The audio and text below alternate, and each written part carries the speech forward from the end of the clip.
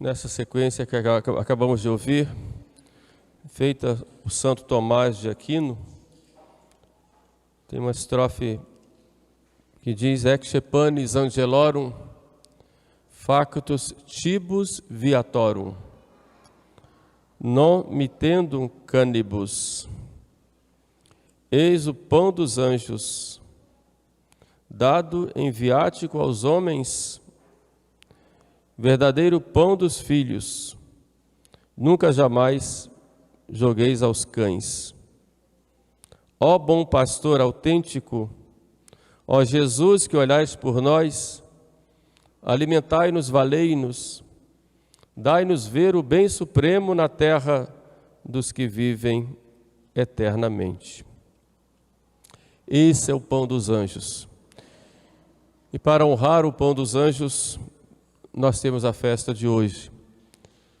A instituição da Eucaristia foi numa quinta-feira, na Quinta-feira Santa, mas como na Quinta-feira Santa estávamos envolvidos com o tema da paixão, morte e ressurreição de Cristo, comemoramos a instituição da Eucaristia e do sacerdócio, mas a Igreja colocou um dia próprio para festejarmos, agradecermos a Deus, honrarmos a Jesus no Santíssimo Sacramento do altar. E quando falamos de Santíssimo Sacramento ou falamos da Eucaristia, há alguns aspectos que precisamos conhecer. Por isso hoje na homilia eu procurarei fazer um pouco de catequese, como é do meu feitio, porque a gente sabe que quando não se conhece a doutrina, a gente tem mais chance de errar, né? Santo Tomás dizia que a ignorância é causa de muitos pecados. E eu não quero que ninguém aqui da capelania peque por ignorância, né? Ou pelo menos saibam exatamente a doutrina da igreja. Por isso eu tenho sempre esse compromisso, desde o meu início de sacerdote, de falar para vocês da doutrina, para que vocês conheçam a doutrina católica, né? Em todas as homilias sempre vão pontos de doutrina, né? E hoje gostaria de falar um pouquinho a respeito da doutrina da Eucaristia. 3 aspectos nós vemos na Eucaristia.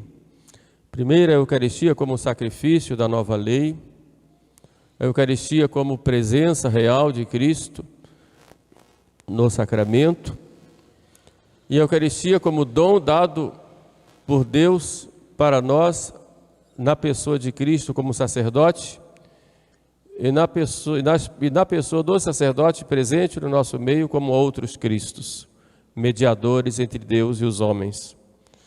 Esses 3 aspectos envolvem o tema da Eucaristia e que deve ficar bem claro para cada católico, porque a nossa vida católica, ela tem na Eucaristia a sua fonte e o seu fim.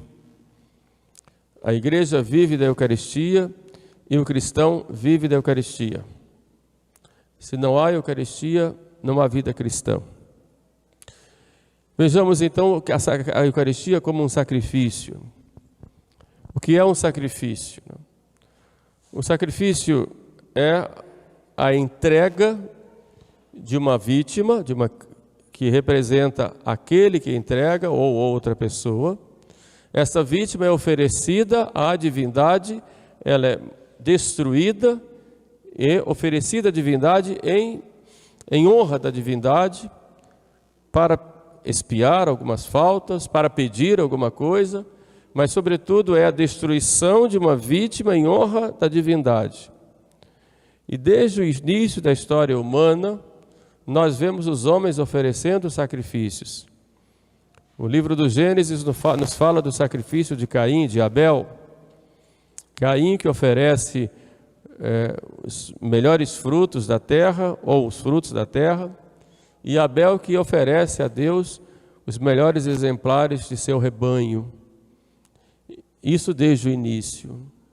E aí na história humana, nós vemos sempre os homens, fruto desta revelação primitiva e desse costume já dos nossos primeiros pais, sempre oferecendo os sacrifícios. É verdade que embora o sentido do sacrifício tivesse em si continuado, o demônio se aproveitou disso, e com a criação de diversas religiões, e o demônio desviou o oferecimento do sacrifício ao Deus verdadeiro para ele. Então muitas religiões começaram a oferecer sacrifícios ao demônio, chegando ao ponto de oferecerem até seres humanos em sacrifício, como que foi encontrado pelos espanhóis quando chegaram ao México e às civilizações pré-colombianas, sobretudo os astecas, quando ofereciam sacrifícios humanos ao que eles chamavam de Deus Sol. De modo que o sacrifício, oferecer sacrifício, é fruto dessa revelação primitiva que foi conspurcada do verdadeiro sentido pelo demônio, pelo afastamento dos homens do culto ao verdadeiro Deus. Mas para resgatar esse culto, esse sentido do sacrifício, Deus então, ele começa uma nova raça com Abraão e faz com Abraão um pacto e de Abraão um povo. E a este povo Deus se mostra como Ele quer realmente o sacrifício. Faz uma aliança com esse povo no Monte Sinai, dá a esse povo a lei, dá a esse povo sacerdotes da família de Arão e dá a esse povo normas de como deveriam fazer sacrifícios agradáveis a Ele. Sacrifícios de cordeiros, de cabritos, de bois, embora se destacasse o sacrifício do cordeiro, sacrifício de frutos da terra, sacrifício de trigo, de farinha, de pão, embora o centro fosse o sacrifício do cordeiro, que representava a libertação do povo do Egito indo para a terra prometida. Mas havia uma lei, e nessa lei ordenava como deveria ser feito esse culto, que o sacrifício deveria ter a morte da vítima, feita por um sacerdote, que deveria dividir essa vítima, queimar uma parte, outra parte ser oferecida no templo para os sacerdotes, ou em alguns casos ser uma parte levada para casa, para a família comer em casa.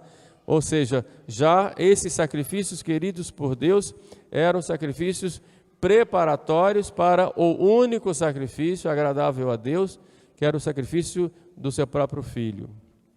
Os sacrifícios da antiga lei eram sacrifícios figurativos. Agora Deus vai querer o sacrifício agradável a Ele, de valor infinito. Porque os sacrifícios antigos eram de criaturas. Oferecer uma ovelha, um cordeiro, era uma criatura. Matar aquele cordeiro, matar aquele boi, aquele cabrito, aspergir com o sangue daqueles animais, eram simbólicos, eram simbolismos, porém tinham um caráter limitado, porque eram criaturas. Mas Deus estava preparando o povo para o sacrifício único. Por isso que quando Cristo aparece a João Batista, João logo, inspirado por Deus, diz: eis o Cordeiro de Deus. Esse é o Cordeiro. Eis aquele que tira o pecado do mundo.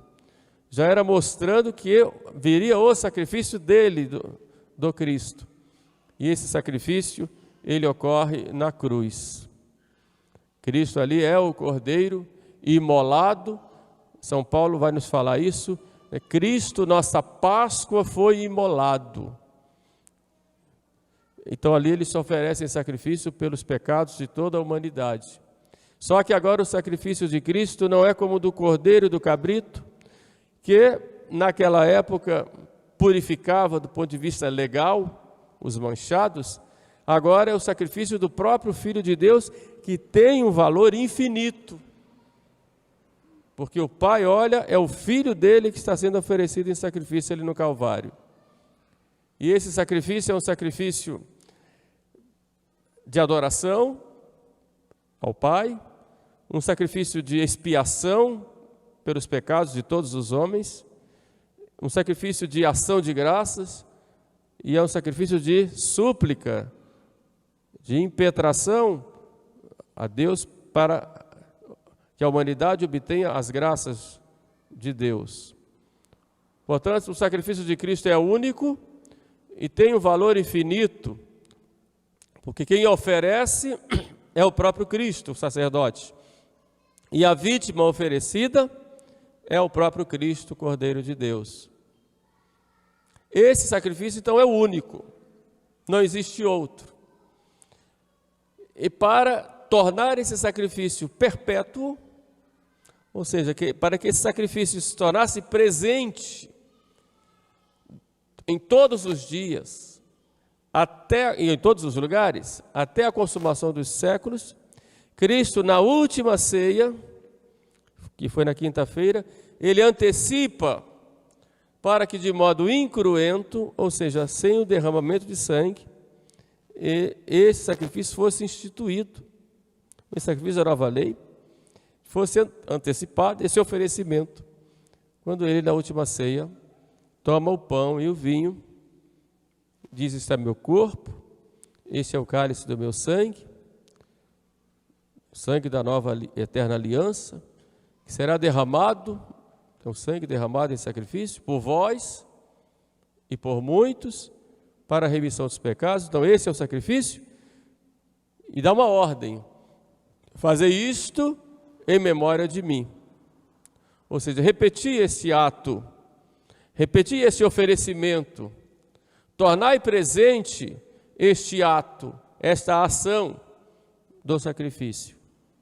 Era a instituição da Eucaristia como o sacrifício da nova lei, que nós chamamos de missa, ou sacrifício da missa. Então a Eucaristia tem primeiro esse caráter de sacrifício.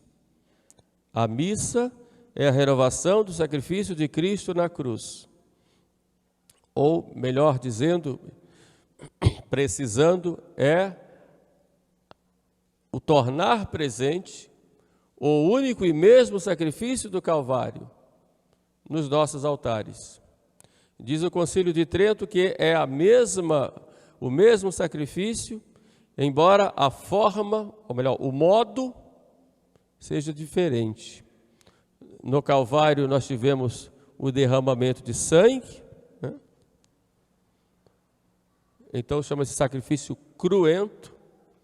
No altar nós não temos o derramamento de sangue, chama-se incruento, mas é o mesmo sacrifício.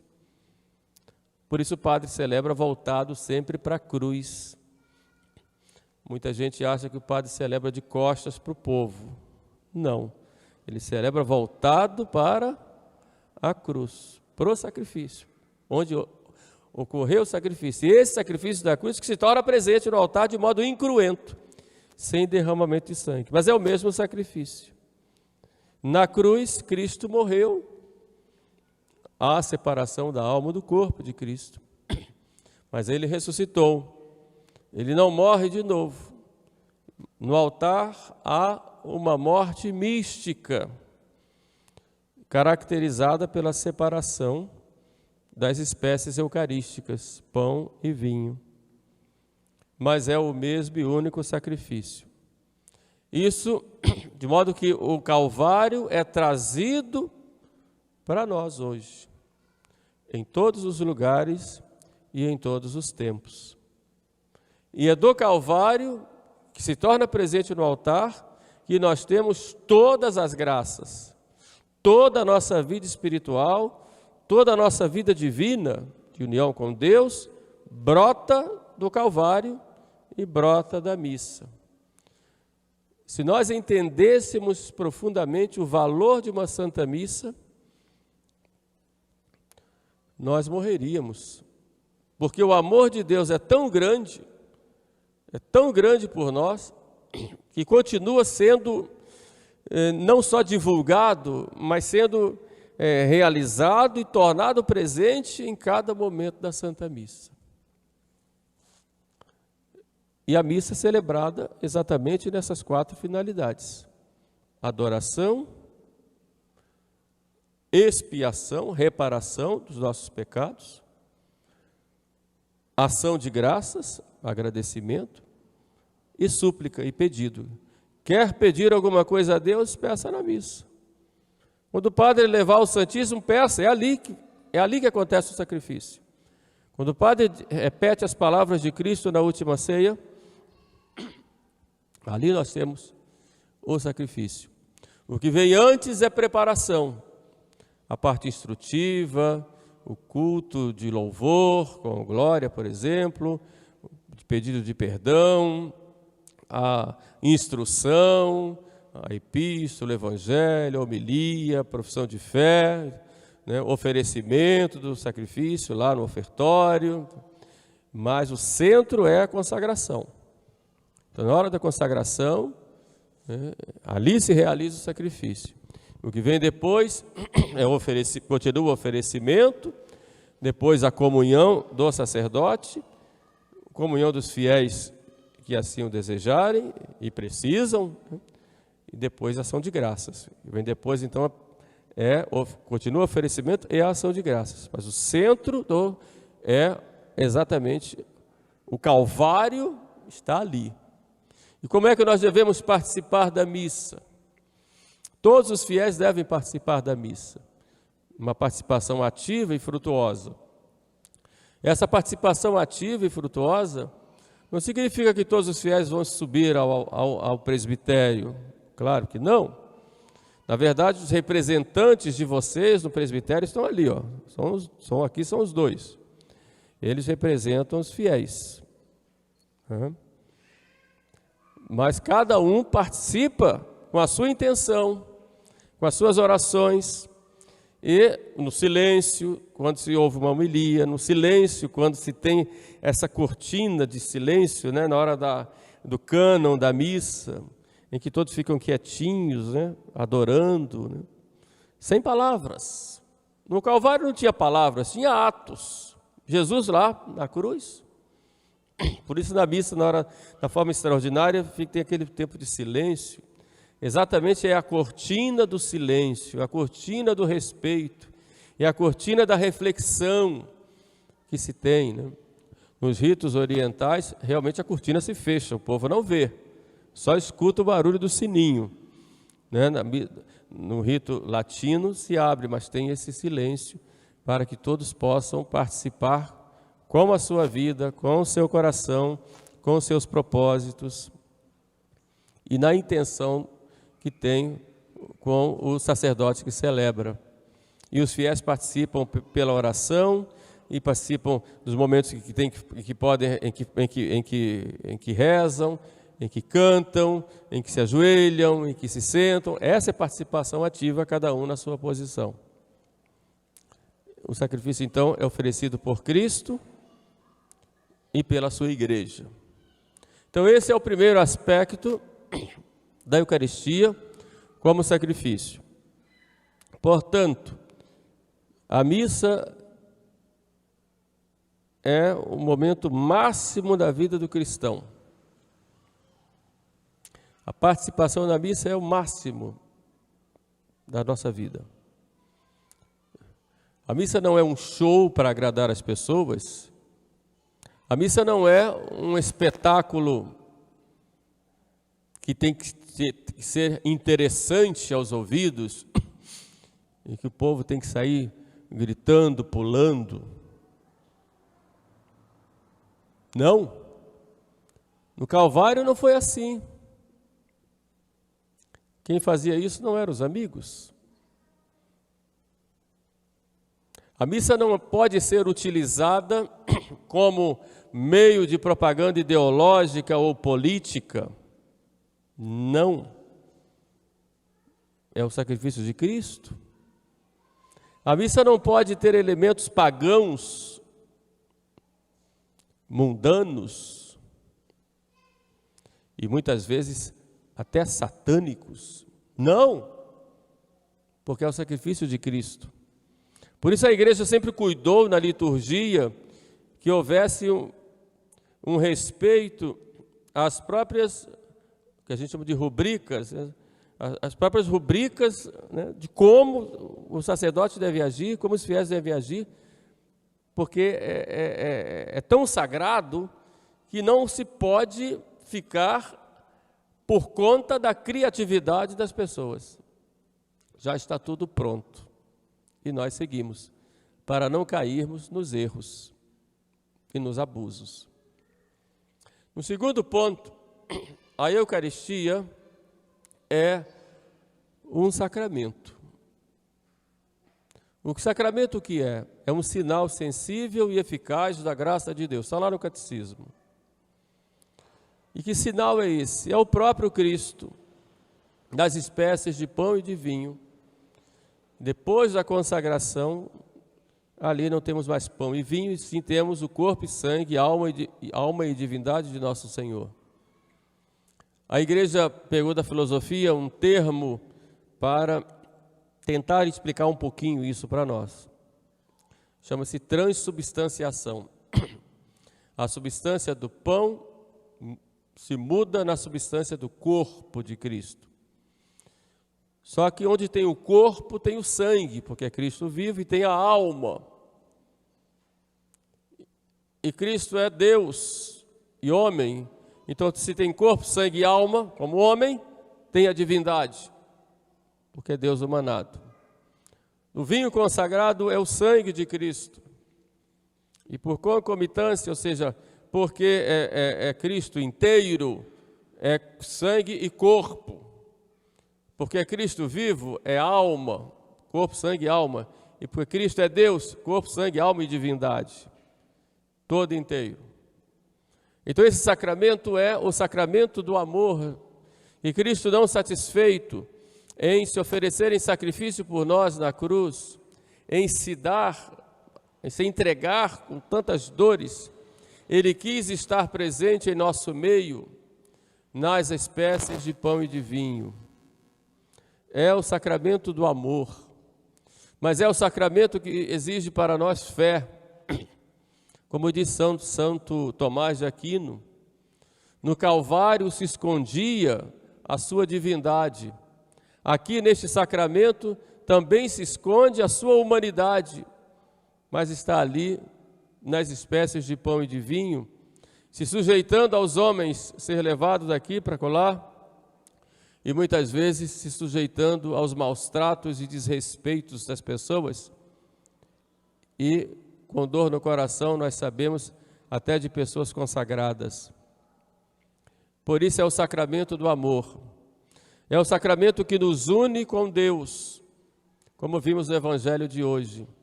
Quem come a minha carne e bebe o meu sangue, permanece em mim e eu nele, e eu o ressuscitarei no último dia.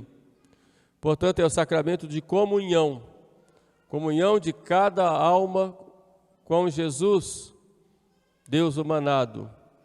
Mas é também sacramento de comunhão com a igreja, porque nós recebemos esse sacramento do sacerdote e da igreja. Por isso, não pode haver Eucaristia sem esta comunhão na igreja. E a Eucaristia, ela é o sacramento da comunhão, o sacramento da unidade, como o sacramento da caridade, e que deve ser sinal e presença da unidade da igreja. Por isso não se pode dar a Eucaristia a quem está separado da igreja. Como, por exemplo, o protestante, ou um cismático, ou um herege, que se separou da igreja. Por quê? Porque ele quebrou a unidade. E o sacramento da Eucaristia é sacramento de unidade e de comunhão. E comunhão com a igreja. Comunhão com toda a igreja do mundo inteiro. Porque recebemos o mesmo Cristo. Em qualquer lugar onde estivermos, estaremos unidos com o mesmo Jesus. Unidos a Ele e unidos à igreja. Então não pode haver Eucaristia sem igreja. Seria um falseamento deste sacramento de amor e de unidade. Um terceiro ponto, junto com a Eucaristia, sacramento e sacrifício, Cristo, ele se mostra o sacerdote. Ele é vítima oferecida, mas ele é o sacerdote que oferece. Por isso, quem celebra a missa não é o Padre João, Padre José, Padre Pedro. Quem celebra a missa é o próprio Cristo. O Padre é sacerdote na pessoa de Jesus Cristo. Ele age in persona Christi. Dá licença um minutinho.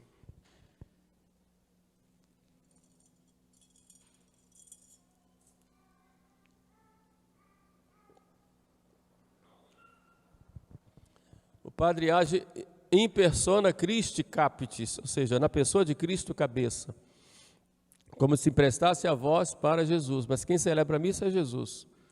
Por isso não importa o padre, o que importa é se ele validamente ordenado e celebra e diz as palavras da consagração, que são o centro da missa. Aí nós temos o sacrifício, porque temos um sacerdote. E como diz a Epístola aos Hebreus, é o pontífice. Todo pontífice é tirado dentre os homens, para oferecer sacrifícios a Deus por si, porque está cheio de pecado e pelos pecados dos homens. E ninguém pode se arvorar a ser esse pontífice se não for chamado como Arão. Por isso, ser sacerdote é uma vocação, quer dizer, um chamado de Deus para ser com Cristo, em Cristo e por Cristo, esse mediador entre Deus e os homens. Daí a função do sacerdote de ser esse mediador. Está entre o céu e a terra. Está abaixo de Deus e está acima das criaturas, inclusive acima dos anjos. Para oferecer esse sacrifício, levar o povo para Deus e trazer Deus para o povo. Não para oprimir, para se arvorar de superior, mas para servir, como Cristo serviu e serve, lavando os pés dos seus discípulos. Estou aqui para servir e não para ser servido. Então o sacerdote, ele age como esse mediador entre Deus e os homens, como um outro Cristo. E a presença do sacerdote no mundo é a presença do próprio Cristo. E não existe Eucaristia sem o sacerdote. Daí o ódio que o demônio tem contra os sacerdotes, procurando de todas as formas destruir o próprio sentido do sacerdote, em muitos lugares transformando o sacerdote apenas num agente social, ou numa espécie de funcionário da igreja, ou numa espécie apenas de um administrador de bens materiais. Isso é uma grande tentação que nós temos, porque na verdade nós agimos na pessoa de Cristo para ser a presença viva de Cristo no mundo, que ensina, que caminha com o povo, como pastor, e que santifica através dos sacramentos, sobretudo a Eucaristia. Daí o compromisso que vocês, como leigos, têm de apoiarem os sacerdotes, rezarem pelos sacerdotes, ajudarem os sacerdotes, não ficarem julgando os sacerdotes, porque ali está o próprio Cristo. Infelizmente, a gente vê tantas dificuldades nessa área em muitos lugares do mundo. A crise da igreja passa também pela crise do sacerdócio, devido ao ódio que o demônio tem, e os inimigos da igreja também. Daí a importância de nós rezarmos e fazermos sacrifícios para que nós tenhamos padres santos, padres que possam conduzir os fiéis para o céu, sendo outros Cristos. Mas tudo gira em torno, então, da Eucaristia. Sobre esses 3 pontos, eu quis meditar com vocês hoje, para levá-los a este grande amor à Santa Igreja e este grande amor a Jesus sacramentado, que no transbordar de amor do seu coração, se entrega a nós e deixa em nosso meio os padres para cuidarem de nós. E cada fiel participando ativamente do sacrifício do altar, cada um na sua função, não buscando uma espécie de clericalização do leigo, nem uma secularização do sacerdote, cada um na sua função, todos juntos, como membros de um corpo só, que é a igreja, corpo místico de Cristo. Então, nessa festa de Corpus Christi, agradeçamos a Deus a Santa Missa que nós temos, a Eucaristia, agradeçamos a Deus ter nos dado os sacerdotes, para que nós possamos ter essa diretriz correta e buscarmos realmente o caminho do céu, guiados pela igreja. Louvado seja nosso Senhor Jesus Cristo. Sempre seja louvado.